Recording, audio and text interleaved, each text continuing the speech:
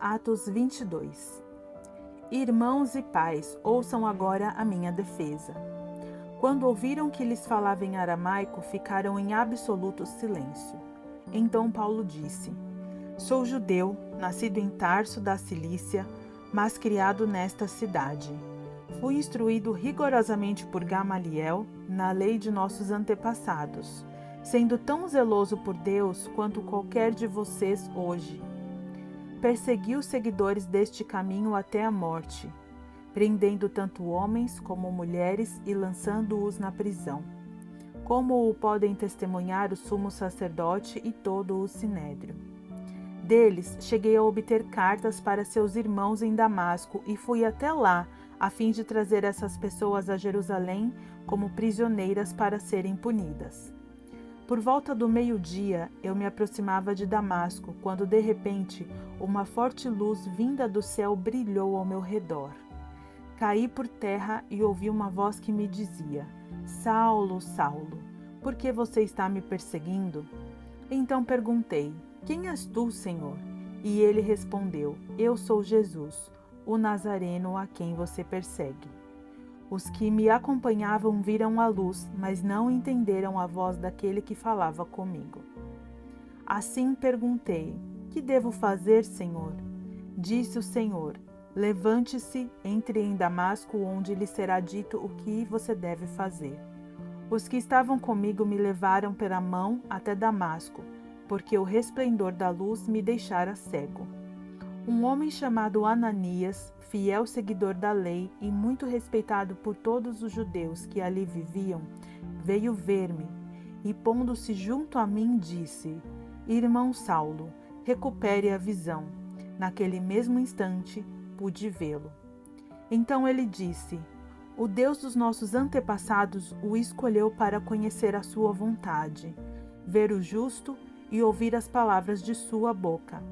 Você será testemunha dele a todos os homens daquilo que viu e ouviu.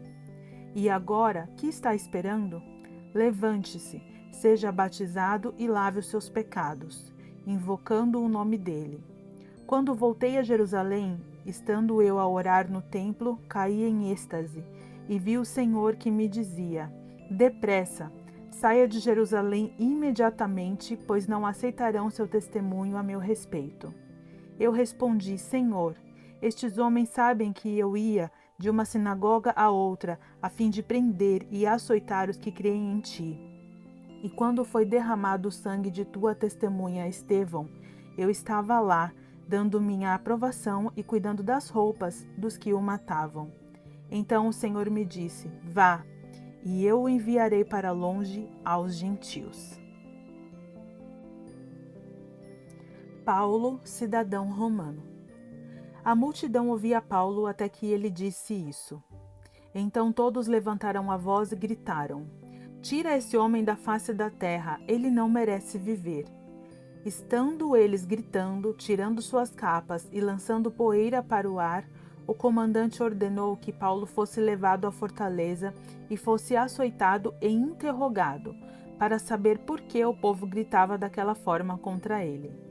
Enquanto o amarravam a fim de açoitá-lo, Paulo disse ao centurião que ali estava: Vocês têm direito de açoitar um cidadão romano sem que ele tenha sido condenado? Ao ouvir isso, o centurião foi prevenir o comandante: Que vais fazer?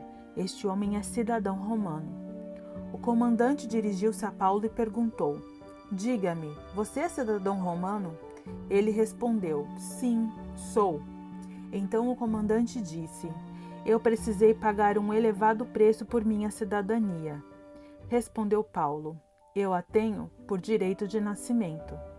Os que iam interrogá-lo retiraram-se imediatamente. O próprio comandante ficou alarmado ao saber que havia prendido um cidadão romano. Paulo diante do sinédrio. No dia seguinte, visto que o comandante queria descobrir exatamente por que Paulo estava sendo acusado pelos judeus, libertou-o e ordenou que se reunissem os chefes dos sacerdotes e todo o sinédrio. Então, trazendo Paulo, apresentou-o a eles.